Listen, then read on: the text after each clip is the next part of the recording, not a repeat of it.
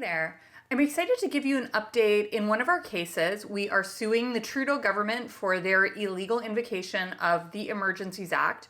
And the government appealed the decision where the federal government had sided with us at the CCF and found that the government had illegally invoked the Emergencies Act and created unconstitutional regulations, freezing bank accounts and banning protests. The appeal materials have now been submitted, and in this update, I'm going to tell you all about where things stand, what's being argued in the appeal, and why the government fired their old lawyers. I can't wait to tell you all about it.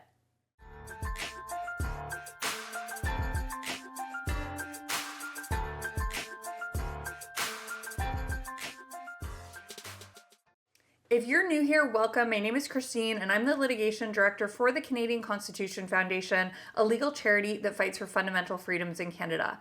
I upload regular videos about our ongoing legal cases and about other interesting developments in constitutional law in Canada. So if that sounds like something you'd be interested in, please hit like and subscribe below. It really helps my videos out a lot. Also, please remember that nothing in my videos is ever legal advice. If you have your own legal question or problem, please consult your own lawyer. So in February of 2022, some angry protests were taking place at Parliament Hill in Ottawa and at some borders across Canada. And these protesters were angry at the Trudeau government for new pandemic restrictions on cross-border truckers and upset about pandemic restrictions in general, which at this point had been dragging on for quite a long time. So the protests had gone on for a while, and yes, like many protests, they were noisy, they were disruptive, and they attracted a pretty wide cast of characters, but they were non-violent. And the police in Ottawa actually commented that it was noteworthy for their absence of violence at those Parliament Hill protests, given the very large size of the crowd. There was no rioting, there was no violence, there was no true property crime, but the protesters didn't like Justin Trudeau. So in response to these protests, Prime Minister Trudeau illegally invoked one of the most extraordinary and powerful laws in Canada, the Emergencies Act. This is a law designed to deal with things like wars, terrorist attacks, or severe natural disasters. And why did Trudeau invoke it? A noisy protest that he didn't like right outside his office. Invoking the Emergencies Act was one of the greatest government overreaches that I've seen in my lifetime. The abuse of the Emergencies Act is serious, and it's a serious threat to Canada's civil liberties and democracy. Let me tell you just how powerful this law is. The Emergencies Act allows Cabinet to create new criminal law by executive order and to create new police powers to seize private property. And the Prime Minister used this law to freeze the bank accounts of people participating in the protests and to require the sharing of deeply personal and private financial information. It criminalized protesting or even providing food or water to protesters. And it was all done when the high threshold to use this law was not even met. When Trudeau invoked the Emergencies Act, we immediately went into action at the Canadian Constitution Foundation. We brought a constitutional challenge, and we challenged the legality of actually using the act, arguing that the high threshold to use it was not met. And we argued that those regulations that the government created under the Emergencies Act, the freezing of bank accounts and the criminalization of protests, that those were unconstitutional. And this past January, a judge at the federal court agreed with us. Justice Mosley at the federal court sided with us at the CCF and found that there was no national emergency and no threat to the security of Canada, which are the legal requirements built into the Emergencies Act that are supposed to prevent it from being abused. Justice Mosley also found that the orders freezing bank accounts violated constitutional rights to be secure against an unreasonable search and seizure, and that the restrictions on protest violated the right to freedom of expression. Justice Mosley's decision was an absolute blow to the Trudeau government, and they announced their intention to appeal the decision within minutes of the release of the nearly 200-page decision.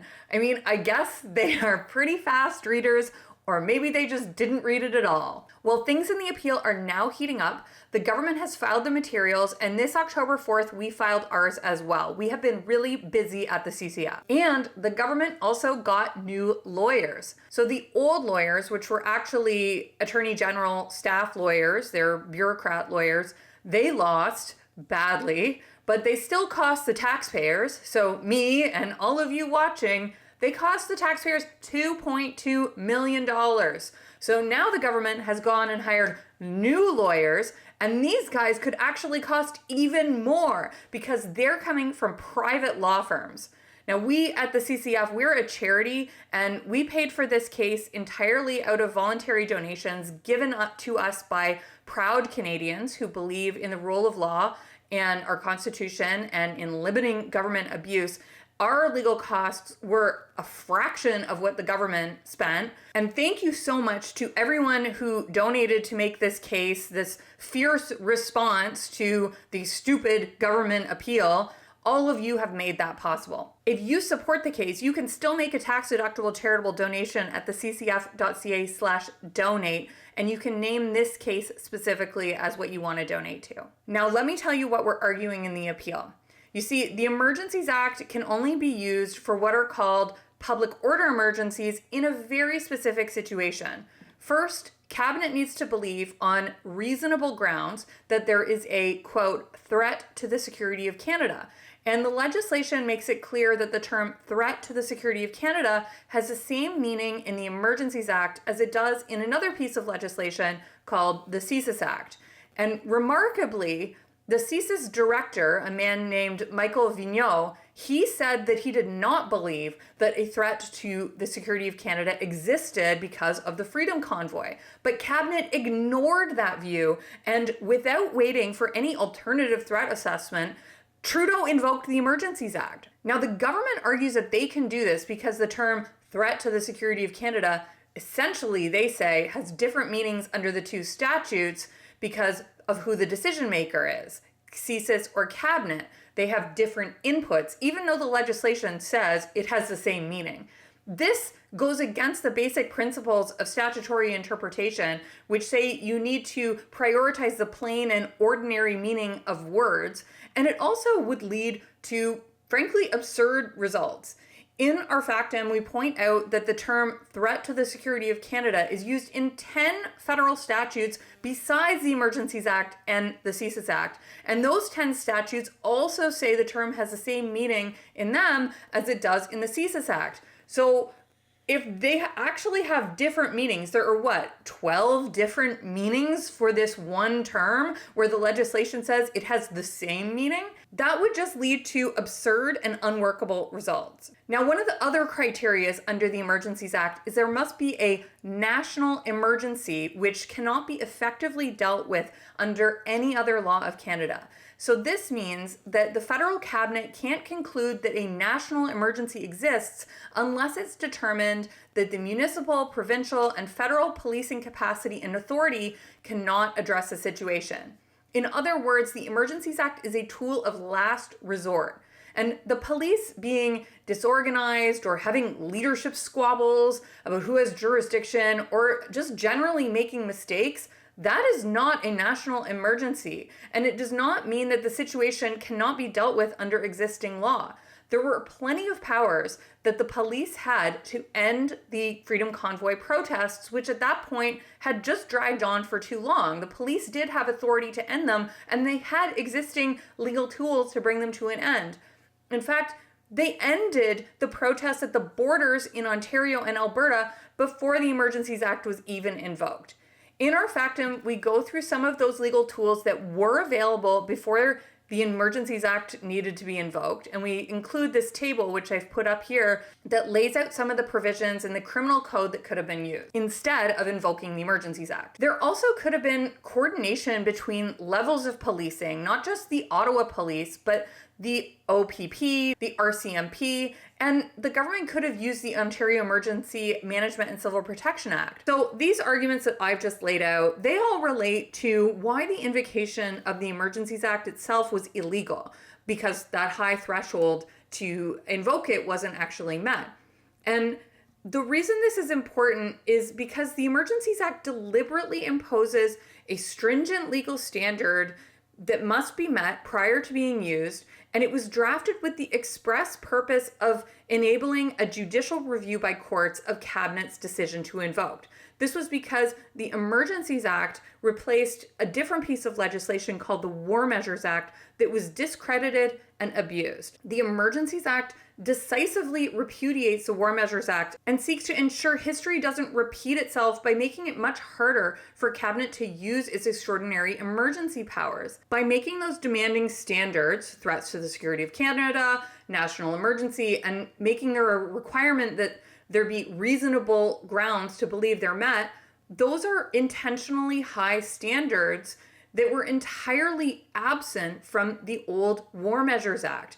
And in our factum, we cite parliamentary and committee debate about all of this, about why this was done, about why these standards are so high, how intentional this was, how it was objective, and how Parliament did not want the Emergencies Act to be abused the way it was by Trudeau Sr. or the way it was now by Trudeau Jr. But in addition to illegally invoking the Emergencies Act, the Trudeau cabinet then went on to create unconstitutional regulations that banned protests and froze bank accounts. The ban on protests captured not just the truck driver who was parked on Wellington Street in Ottawa and refused to move and disrupted traffic. It also captured people who just stood on Parliament Hill on the grass holding a sign. It captured people who simply walked over to a public assembly where someone else was disrupting movement or traffic, even if they had no intention of helping or joining in with the disruption of movement. They just wanted to peacefully protest. It prohibited providing, quote, property to those participating in a broadly defined public assembly. So it caught the person who gave water or food to the person who was standing peacefully on Parliament Hill while someone else was disrupting traffic. These people's conduct was all criminalized and subject to up to 5 years in prison, not because of anything they were doing, but because they were all at the same event as other people who either were or who might breach the peace. This is an unconstitutional violation of the right to freedom of assembly and expression. Now let's also talk about those Emergencies Act regulations that froze bank accounts. This was in violation of the Section 8 Charter right to be free from an unreasonable search and seizure. And now the Trudeau government has finally conceded that yes, freezing bank accounts was a search, but they say it was justified. But the government is not even trying to justify the search powers created by those financial regulations according to what is demanded by a criminal investigation, because they know they can't. The search provisions in those economic regulations miss the constitutional mark on basically every measure. The financial order that froze bank accounts sidesteps the most important constitutional requirements of Section 8 of the Charter. There was no warrant and no application before a judge or anyone else to do this search and seizure. There was no involvement of a neutral third party because the economic order provided that the financial institution, the bank, had to themselves make the decision of whether someone was a, quote, designated person who needed to have their account frozen. And if the bank decided that they were, they needed to tell the RCMP that it possessed their property and provide any information about it and any information about transactions involving that property. There was no requirement of reasonable and probable grounds. These constitutional violations cannot be justified. They are absolutely not minimally impairing. Now, there is, of course, a lot more to our argument, so this is sort of a high-level summary. And if you'd like to read the factum, we've actually made it available. I'll post a link to it below, and I encourage you to read it because our lawyers who wrote it, they're some of the best in the business, and they did an incredible job. Now, I know a lot of you want to know when this case is going to be heard, and we should get an answer to that question in November. The court is going to give us a date for the hearing. We expect it will be in the new year in 2025, but we don't know how soon yet. And like last time, I am planning to attend and live tweet the entire thing, so make sure you follow me on X. I'll post a link to my X handle below. It's C Van Gyn, my name and first initial. I also plan to do live video summaries after the hearing. So I've done that in previous cases, and I know people really like it. So if you want to make sure that you catch those, you see the little bell icon below that is beside the subscribe button. If you click on that, you will get a notification when I'm going live with one of those video live updates. I'd also love to hear what you think of the factum if you read it, so please leave a comment below. This is one of our most important cases. I think it is probably the most important civil liberties case in a generation in Canada, and people are following this not just in Canada, but also internationally. There's just so much interest. So thank you to everyone who's donated to support the case. If you want to support it, I'll leave a link to how to donate below. And that is it for this update. Thanks for watching, and let's keep fighting for freedom in Canada.